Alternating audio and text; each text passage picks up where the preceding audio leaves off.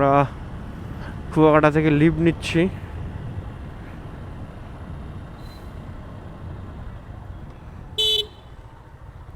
কোন দিক দেখতে দেখতে চালাইতেছে তা উনিই ভালো জানে। হর্ন না দিলে উনি লাগা দিত, এটা শিওর। এই যে কুয়াকাটা মেইন চৌরাস্তা, এটারে বলে কুয়াকাটা চৌরাস্তা, মেইন পয়েন্ট আর কি। এখান থেকেই মানুষ কুয়াকাটা নামে বা ঢুকে বলতে পারেন। আমাদের এই পথে চলে যেতে হবে। এখন আমরা এখান থেকে সোজা ডাইরেক্ট ঢাকা যাব। তো এভারেজে ধরতে পারেন যে 7-8 ঘন্টার একটা জার্নি তো হবেই। সকাল 11টা 5 বাজে বিকাল হয়ে যাবে পৌঁছাইতে পৌঁছাইতে। 2টার ভিতর ঢাকা, 6টার ভিতর, সরি 2টার ভিতরে বরিশাল, আর 6টার ভিতরে ঢাকা। মানে আমরা তো অ্যাভারেজ স্পিডে যাব, ওরকম টানাটানি করার কোনো দরকারই নাই, কারণ সব কিছু ভালো হয়ে গেছে। এখন পৌঁছানোটা ভালোভাবে হয়ে গেলে কাজ শেষ। এইদিকে যেহেতু নদী বেশি, তোমাকে বলি নাই, সেদিকে যেহেতু নদী বেশি সেহেতু এদিকে টোলও বেশি। মানে টোল বেশি বলতে মানে যতগুলো নদী আছে আর নদীর উপর থেকে যতগুলো ব্রিজ আছে সবগুলো ব্রিজের সামনে একটা করে টোল থাকবে স্বাভাবিক, কারণ ব্রিজ উঠাইতে একটা খরচ আছে, খরচও তো উঠাইতে হবে। সরকারি যে একটা রাজস্ব খাত আছে সেখান থেকে যে ব্যয় হয় সেটা আবার উঠাও তো দিতে হবে। অবশ্য ভালো, কারণ লাস্ট কুয়াকাটা আসছি তখন 2টা ফেরি পারাপার হয়েছি, আর এবার কুয়াকাটা আসছি একটা ফেরিও পারাপার হয়নি। মানে এর আগে আপনার বেকুটিয়া ফেরি আর এখানে কোথাও একটা ফেরি ছিল, সেইটার সঠিক জায়গা মনে নেই, নাম মনে নেই, বাট ছিল, এখন আর নাই। তো এখন এই যে সেই পতাকাগুলো দেখেন। বাট এদিকে ব্রাজিলের সাপোর্টার মনে হয় বেশি, বাট ব্রাজিলের সাপোর্টার বেশি হয়ে লাভ নাই, আর ব্রাজিলের পতাকা দেখাও লাভ নেই। আমার দলীয় পতাকা ওই যে সামনে, এই যে দেখছেন, শুরুই হচ্ছে আর্জেন্টিনা দিয়ে, বুঝছেন? এটাই হচ্ছে মেইন, যে শুরুতে আপনার যেটা আছে ওইটাই মেইন। শেষে গিয়ে কি হইলো না হইলো ওটা দেখার সময় আছে নাই। তো অলরেডি আমরা 10 কিলোমিটার রাইড করছি সম্ভবত। 10 কিলোমিটারের ভিতরে 2টা টোল দিয়ে দিছি। ঢাকা এখান থেকে 284 কিলোমিটার সম্ভবত, অথবা 48 কিলোমিটার, 200 সঠিক ভালোভাবে খেয়াল করতে পারি নাই। তবে যাই হোক, আমাদের গন্তব্যস্থল ঢাকা, ওইখানে আমাদের পৌঁছাইতেই হবে। ইস, এমনি গরুর সাইডে ছেড়ে দিলে তো যে কোনো সময় গরুর সাথে বাস বা বাইক বা যে কোনো কিছুর সাথে সংঘর্ষ হতে পারে, দড়ি টড়ি দিয়ে বেঁধে রাখলে। তবে এদিকে একটা জিনিস ভালো লাগছে যে কারেন্ট যায় নাই কখনো। কারেন্ট গেলে সম্ভবত হোটেল তো জেনারেটারের ব্যবস্থা আছে, টের পাইনি হয়তো বা এরকম কিছু হতে পারে। বাট এই জিনিসটা ভালো লাগছে। আর একটা জিনিস আমাদের এই ট্যুরে ভালো লাগছে, সেটা হচ্ছে এই ট্যুর শুরু থেকে এখন পর্যন্ত বৃষ্টি হয় নাই। মনে করেন আপনার যতই প্রিপারেশান নেন, যাই করেন, নিয়ে আপনি এক জায়গায় ঘুরতে গেলে যদি বৃষ্টি হয় তাহলে কিন্তু আপনার ঘোড়াটা পুরোপুরি মাটি হয়ে যায়, ঠিক আছে? যদিও আমাদের বৃষ্টি হইলেও আমরা বৃষ্টির মধ্যে ভিজতে ভিজতে ঘুরতাম, ঘোড়ায় মিট যাইতো না, এত দূর আসছি তো ঘুরতেই, কিন্তু হয় নাই, এটা ভালো। একদম খুব মনের মতো করে ঘুরতে পারছি, বুঝছেন? আকাশে মেঘ করছে, নাইলে আমি এখানে একটু ঢুকতাম, ঢুকে কতটুকু গিয়ে দেখে আসতাম, বাট সম্ভব না। দেখেন এই যে পায়রা বন্দর। কোনো এক সময় এদিকে আবার যদি আসি তখন এখানে এক্সপ্লোর করব, এখানে যাব, কি আছে না আছে, ঘুরবো ফিরবো। সময়ের অভাব, আর আকাশে মেঘ করে দিছে। বৃষ্টি পড়ে, হ্যাঁ বৃষ্টি পড়তেছে, গুড থিংস। চালাইতে থাকি যতদূর যাইতে পারি। হ্যাঁ হ্যাঁ, বৃষ্টি নেমে গেছে।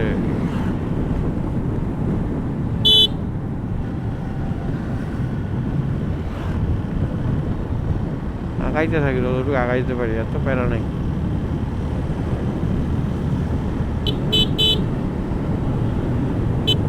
এদিক তো বৃষ্টি হয়েছে, ভালো বৃষ্টি, রোডঘাট তো ভিজা। এদিক হয়েছে বৃষ্টি, বুঝছো? এই 1 ঘন্টার মতো বৃষ্টির কারণে বইসা ছিলাম, চাটা খাইলাম, এখন আবার যাচ্ছি, কিন্তু বৃষ্টি তো গুড়ি গুড়ি পড়তেছে।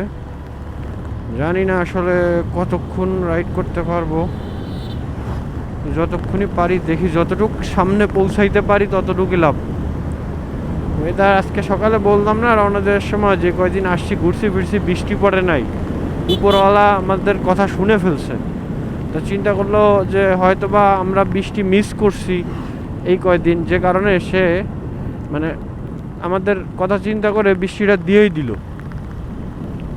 এখন এই বৃষ্টি তো সে দিয়ে দিছে, হইছে কম হইতে পারে দিক, যদি কম হয়ে থাকে তাহলে এখন হইছে হইছে বৃষ্টি হইছে কম।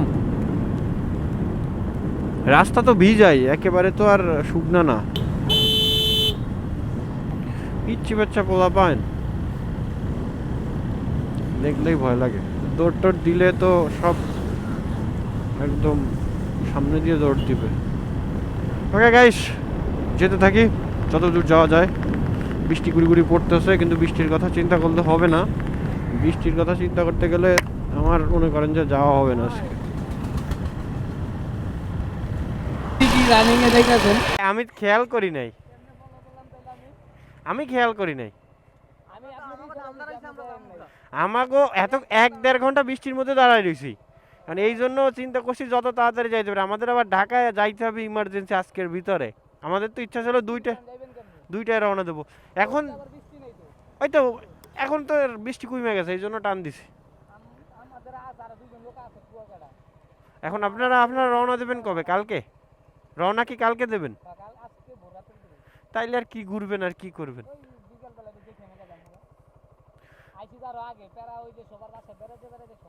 আমরাও গেছিলাম অনেক জায়গা। মেইন পয়েন্টগুলো ভোর রাত্রে চলে যাবেন, তাহলে তো কালকে সকালে সূর্যোদয় দেখতে পারবেন না। আচ্ছা আমার কাছে ভিডিও আছে, আপলোড করবেন, ওইটা দেখেন। যাই তাইলে আমরা দেখা হবে ঢাকায়। হ্যাঁ হ্যাঁ হ্যাঁ, অনেকগুলো আছে, যাইতে থাক।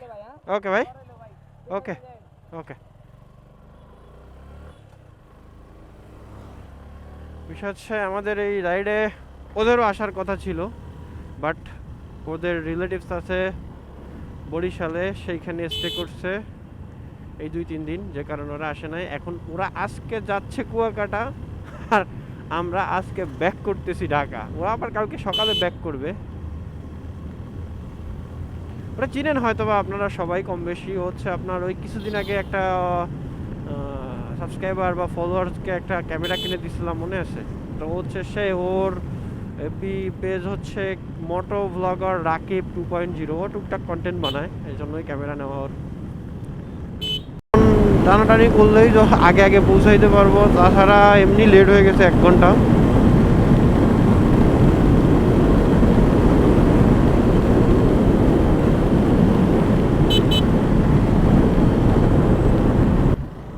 পটুয়াখালী আর আছে 26 কিলো। সামনে 4B rider, Pulsar rider, N160 USD suspension, নতুন গ্রাফিক্স সেটটা। তেলের পাম্প আছে, দেখি এখান থেকে তেল নিতে পারি কিনা। পটুয়াখালী আছি। ওরে আমার আমার লিচু। এখানে কোনো আত্মীয় থাকলে এখন যাইতাম তার বাসায় খাওয়া দাওয়া করার জন্য। কী করতাম, এখান থেকে 2 কেজি আম আর 1 ছড়া লিচু কিনে নিয়ে তার বাসায় যাইতাম। মনে করেন দুপুরবেলা রোগতে খাইতে হতো 500 টাকা খরচ হয়। আপনার যে কয়দিন কুয়াকাটায় খাইছি, একদিনও 500 টাকার কম বিল হয় না, একদিনও না। তো 500 টাকা খরচ করে যদি তার বাসায় গিয়ে খাইতে পারতাম, বাইরের খাবারের থেকে ভালোই খাইতাম, বাসার খাবার খাইতাম। দুপুরবেলা গেলে তো না বলতো না, কিন্তু এখানে বৃষ্টি পড়তেছে, সো দাঁড়ানোটাই বেটার মনে করতেছে আমি। কিন্তু একটু নাস্তা টাস্তা খাওয়া যাবে এরকম দোকান দেখে দাঁড়াইলে ভালো হইতো। এদিকে বৃষ্টি পড়তেছে গুড়ি গুড়ি। একটা টোল, এখানে টোল কয় টাকা থাকে জানে?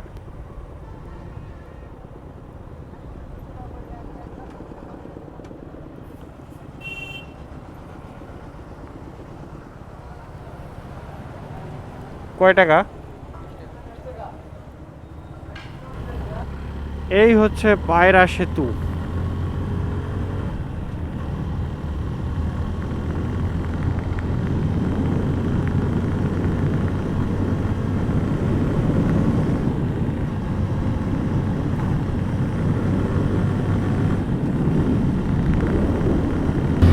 কাছাকাছি এসে একটা হোটেলে খাওয়া দাওয়া করলাম, ভাত মুরগির মাংস দিয়ে খাওয়া দাওয়া করে এখান থেকে বরিশাল আর 7 কিলোমিটার, ঢাকা 178 কিলোমিটার। সো আমরা বরিশালের খুব কাছাকাছি, আর বাইকটা অনেকক্ষণ চালাইতেছিলাম যে কারণে একটু রেস্ট দিয়ে আমরা খাওয়া দাওয়া করে নিলাম।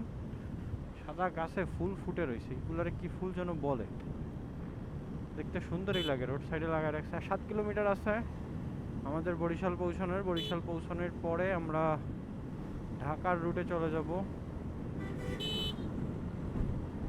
আর আরে কি একটা অবস্থা হয়েছে, গাড়ি দৌড়লেই কখন 80 উঠা যায় টেরও পাই না। করা করা জিক্সার লং ট্যুরের জন্য কেমন, এই নিয়ে আমি একটা ডিটেলস ভিডিও বানাবো খুব তাড়াতাড়ি, কারণ অনেকেই জিক্সার নিতে চায় না ইঞ্জিন হিটিং ইস্যুর কারণে, বা লং ট্যুরে কেমন পারফরমেন্স করবে আশায় বিষয় সব মিলেয়া আমি একটা ভিডিও বানাবো। দাদু দৌড়টা দেখছো?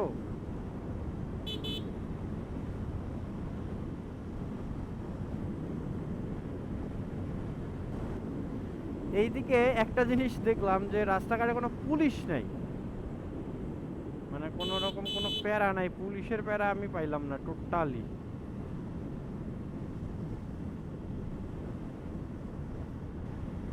ভালোই লাগে পুলিশের প্যারায়, কারণ আমার তো সব ডকুমেন্টস আছে, এই জন্য আমার প্যারাটা ভালো লাগে। আমি একটু পুলিশদের সাথে ভালো কথা টথা বলি, একটু একটু কখন কাগজ টাগজ বের করে দিই, একটু মুখটা কালো হয়ে যায়, দেখতে ভালো লাগে। সত্য কথা ভাই, আপনি খেয়াল করবেন যে পুলিশ আপনার পেপারস দেখার পরে যদি সব কিছু ঠিক থাকে তাদের মুখের ব্রাইটনেস কমে যায়, এটা একটু খেয়াল করে দেখেন।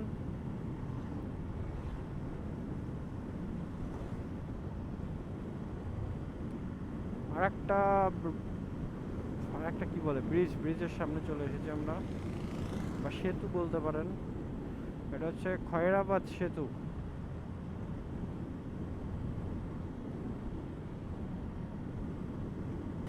40-60 টাকার মতো টোলে গেছে টোটাল কুয়াকাটা থেকে এই পর্যন্ত 60 টাকার মতো গেল টোলে, তাই বলতেছে 60 টাকার মতো। 60 5 4 5 70 টাকা গেছে, 70। 5 জায়গা দিছি 10 টাকা করে, এক জায়গা 20 টাকা করে, তাই না? 70 টাকা টোল গেছে মাত্র।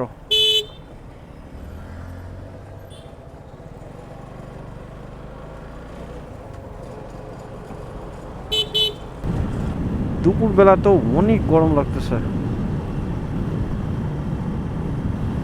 আমাদের এখন একজনের কাছে জিজ্ঞেস করতে হবে ঢাকার রুট কোনটা।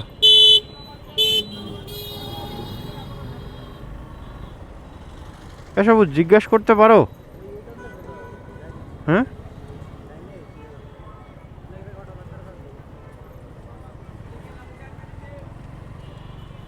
এটা তো বরিশাল সদরের ভিতরে যাচ্ছি আমরা, জিগাও তো এই লোকের কাছে।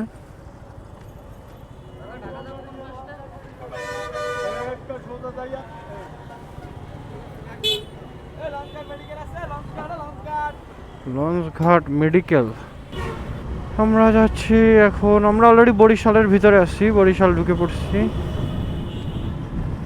এখন আমরা যাব হচ্ছে ঢাকার রুটে, দেন ঢাকার রুটে গেলে তো তারপরে ঢাকা যাইতে থাকি।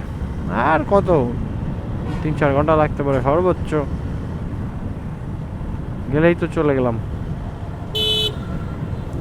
এটা সুস্থভাবে পৌঁছাইতে পারলেই হয়, আর কিচ্ছু কোনো প্যারা নেই। এই বরিশাল থেকে ফরিদপুরের যে রুট, এই রুটে ঢোকার পরে এখন পর্যন্ত মনে হয় 20-25টার উপরে বিট ক্রস করছি। একটা বিট শেষ হয় তার ভিতরে আর একটা বিট চলে আসে, একটা বিট শেষ হয় রাস্তায় আর একটা বিট চলে আসে, মানে এত পরিমাণ বিট ভাই, ব্রেক করতে করতে করতে করতে করতে করতে এত দূর আসা। কোন দিক? সোজাই তো যাইতে হবে না?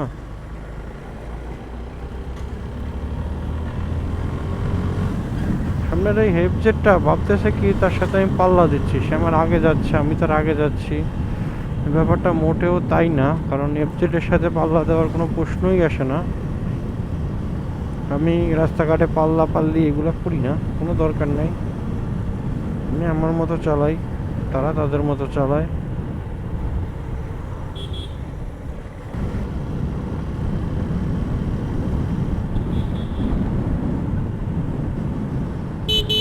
তাহলে আমরা বরিশাল এয়ারপোর্টও দেখা গেলাম, যদিও ভিতরে দেখি নাই, জাস্ট বাইরেটাই দেখলাম।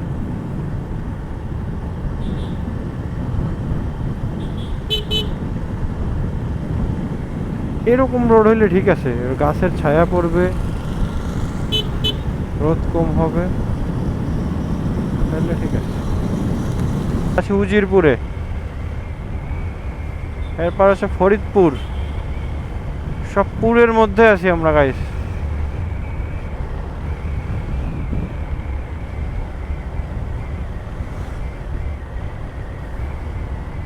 মাদারীপুর এখান থেকে 47 কিলোমিটার।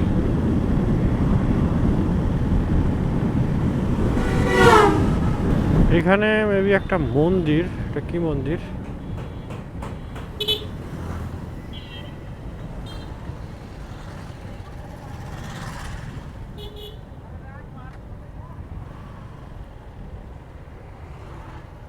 তারা মায়ের মন্দির।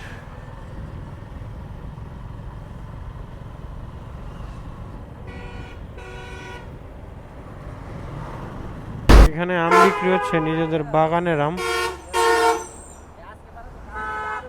তাই দেখতেছি, দেখি নেওয়ার মতো হলে 2-3 কেজি নিয়ে যাই খাওয়ার জন্য। গাইস এখান থেকে আমরা আম কিনছি। একে তো হচ্ছে গাছের এখানে, আর এরা এখানে দেখলাম, এদের কাছে জিজ্ঞেস করলাম, এরা বলতেছে এগুলো হচ্ছে কোনো রকম ঔষধ টৌষধ ছাড়াই এগুলো, মানে এখন তো আম পাকানোর জন্য মানুষ কত কিছু ইউজ করে, আর এগুলো হচ্ছে আপনার একদম গাছ থেকে পাইরা আইনা বিক্রি করতেছে, রাইখা দিলে বাসায় নিয়ে 2-1 দিনের ভিতর পাইকা যাবে, এরকম কোয়ালিটিতে আছে। এই জন্য নিয়ে নিলাম, দাম একই কিন্তু জিনিসটা পিওর, মানে তাদের কথা অনুযায়ী জিনিস পিওর।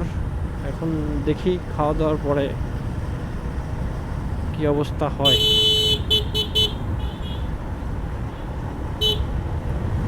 ভাঙার কাছাকাছি চলে আসছি আমরা, ভাঙার অল্প একটু দূর। এখানে তো সিরিয়াল ধরে জ্যাম লাগছে, কাই নাকি? কোটালীপাড়া, রাজ্যর বাজার। বাইক মানে হলো চিপা চাপা দিয়ে সামনে চলে যাওয়া।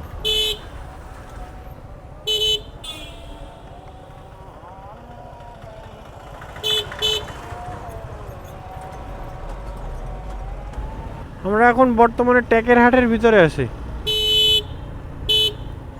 ঢাকা সোজা, গোপালগঞ্জ বামে।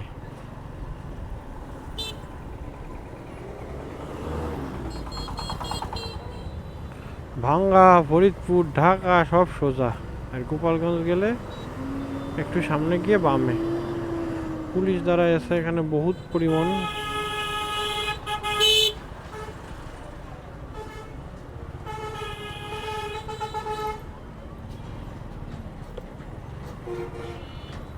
এটা হচ্ছে গোপালগঞ্জের সম্ভবত, আর এটা হচ্ছে ঢাকার।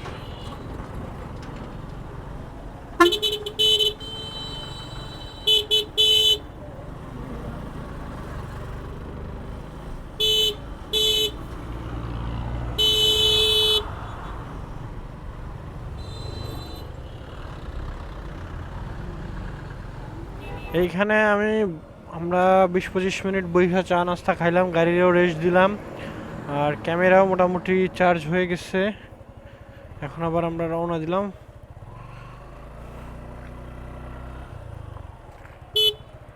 এই ধরনের রোডে পারাপার হওয়ার সময় অবশ্যই 2 সাইড দেখা নিবেন রোডের, দেখা তারপরে সুন্দরভাবে এক পাশ থেকে আর এক পাশে চলবেন। চলেন যাইতে থাকি আমরা ঢাকার উদ্দেশ্যে, আর বেশি নাই, 90 কিলোমিটারেরও কম ঢাকা। যাইতে থাকি আমরা। আমাদের ঢাকার রুট বেছে নিতে হবে, সম্ভবত এইটাই ঢাকা। হ্যাঁ, ঢাকা ফরিদপুর হাইওয়ে এইটা, আর খুলনা গেলে হচ্ছে এইদিকে, আর ঢাকা গেলে সোজা।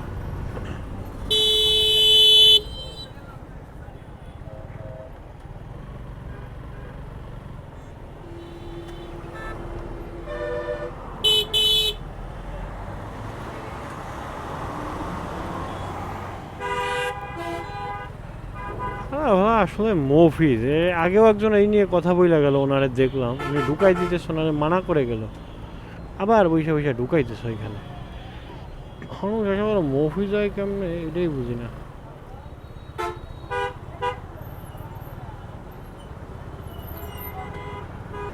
আমাদের যেতে হবে সোজা, এই তো খুলনা গেলে এই দিকে, আমরা যাবো হচ্ছে Dhaka. That's why we are in this route. Faridpur সোজা, ঢাকা গেলে এই দিক, আমরা যাবো ঢাকা। সো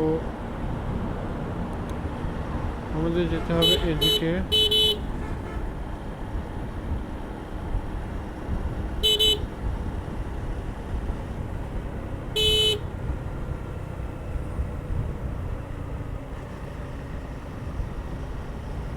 উফ, মজা।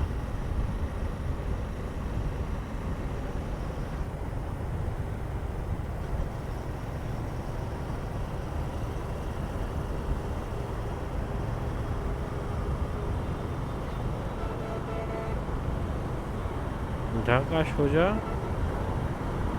বরিশাল গেলে আবার এদিকে নেমে যাবো। এই রুটে বাইক চালাইতে যে কি পরিমাণ মজা! এই যে সব রুট পাড়ি দিয়ে আসলাম, ওই সব রুটগুলো যদি এরকম হইতো তাহলে এতক্ষণ আমরা ঢাকা থাকতাম। ওই সব জায়গায় খালি একটা বিট একটা বিট একটা বিট, মানে একটা শেষ হয় আবার একটা আসে, একটা শেষ হয় আবার একটা আসে। এখানে কত সুন্দর দেখছেন গাইস, ভালো লাগে।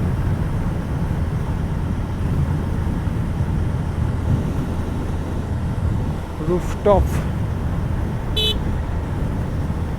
এখানে আমি 70-80-র উপর উঠাবো না, 80-র উপরে তো কোনোভাবেই যাবো না, 70-75-এ চালাবো। কারণ এর আগের বার যাওয়ার সময় আমি কট খাইছিলাম পুলিশের হাতে, আমার 80-র উপরে ছিল। যদিও মামলা টামলা টাকা পয়সা কিছুই খরচ হয় নাই, তাদেরকে বুঝায় বলছিলাম বিষয়টা, তো তারা বলছিল ঠিক আছে তুমি যাও। ব্রিজ থেকে নামতেছিলাম দেখা আপনার উঠে গেছিলো, বাট আমার এরকম কোনো ইন্টেনশন ছিল না। আস্তে চালাতে হবে বাইক। কি একটা অবস্থা, বাইক নিয়ে বেরোনোর আগে কথা দিয়ে বেরোইতে হয় বাইক আস্তে চালাইতে হবে, বলেন অবস্থা বুঝতেছেন?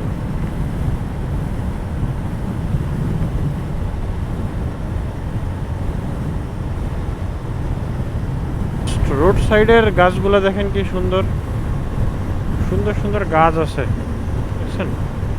গাছগুলো লাগানো খুব সুন্দর হয়েছে। এই যে পোলাপ্যান্ডি দেখতেছেন, এগুলো করে বুঝছে বাসের ভিডিও করে বৈশা বৈশা, এখান থেকে বাদ যায়, ওই বাসের ভিডিওগুলো কইরা করা এফবিতে ছাড়ে, পেজে ছাড়ে, ভালো ভিউজ আসে এফবিতে। তারপর YouTube shorts, Instagram shorts, TikTok, ভিউজও আসে মোটামুটি ভালোই। এই যে পদ্মা সেতুর টোল, এই অবস্থা হয়েছে নাকি পদ্মা সেতুর টোলের? দিস ইজ আওয়ার পদ্মা সেতু, বা বলতে পারেন পদ্মা সেতু, পদ্মা রিভার। আমাদের দেশের বলতে পারেন এটা ওয়ান অফ দ্য বেস্ট সেতু। এত বড় এরকম সেতু মনে হয় না বাংলাদেশে দ্বিতীয়টা আছে। আর এইটা হওয়ার কারণেই আমরা মোটামুটি খুব অল্প সময়ে এখন যাইতে পারি আমাদের বাড়িতে। আগে যেখানে 7-8 ঘন্টা লাগতো সেখানে এখন 4 ঘন্টা সর্বোচ্চ লাগে। গাইস অলরেডি রাত হয়ে গেছে, সন্ধ্যা হয়ে গেছে। এখন বলতে পারেন যে আলো তো দেখাচ্ছে ক্যামেরায়, তো বিষয় হচ্ছে এটা হচ্ছে সুপার নাইট মোড দিয়ে ভিডিও হচ্ছে, যে কারণে আলোকিত দেখাচ্ছে, কিন্তু টোটাল অন্ধকার হয়ে গেছে সব কিছুই। আমরাও প্রায় চলে আসছি, আমাদের সর্বোচ্চ আর আধা ঘন্টা 20-25 মিনিট লাগতে পারে, আমরাও ভেরি ক্লোজ।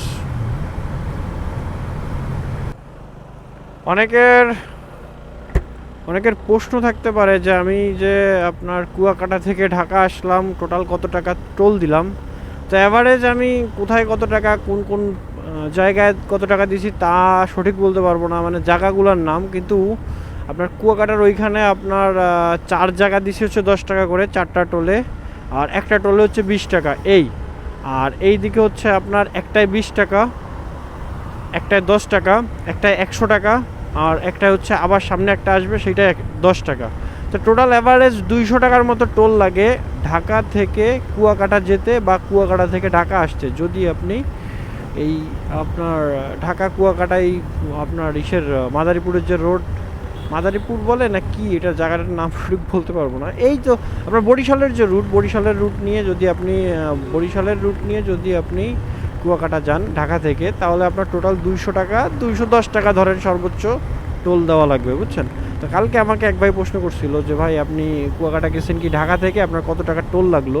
তো তখন আমি তাকে বলতে পারি নাই, কারণ হচ্ছে আমি তো ঢাকা থেকে বাগেরহাট গেছি, বাগেরহাট থেকে আবার কুয়াকাটা গেছি, কিন্তু এখন তো আমি একবারে কুয়াকাটা থেকে ঢাকা আসছি, যে কারণে বিষয়টা আপনাদের সাথে শেয়ার করে দিলাম। অনেকের একটা প্রিপারেশনের ব্যাপার থাকে আসলে কত টাকা টোল দেওয়া লাগে আসার বিষয়। আমরা ঢাকার ভিতরে ঢুকে পড়েছি, সামনের জ্যাম দেখলেই বুঝতে পারতেছেন আসলে আমরা ঢাকার ভিতরে যে ঢুকে পড়েছি এটা এখানের জ্যামটা দেখলেই বুঝতে পারবেন।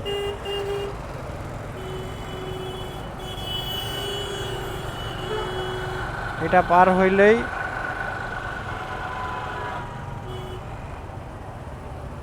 গাড়ির উপর থেকে অনেক প্রেশার গেল গাইস।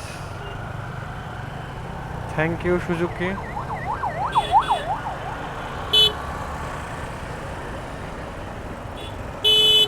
রিক্সা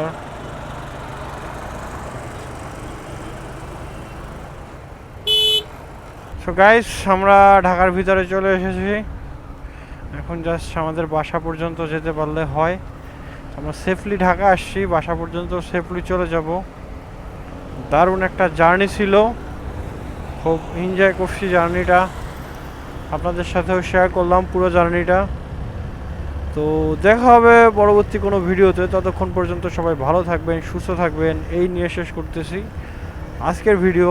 আর হ্যাঁ, সবাই হাইওয়েতে রাইড করেন, আর যেখানেই রাইড করেন অলওয়েজ বাইক সেফলি রাইড করবেন।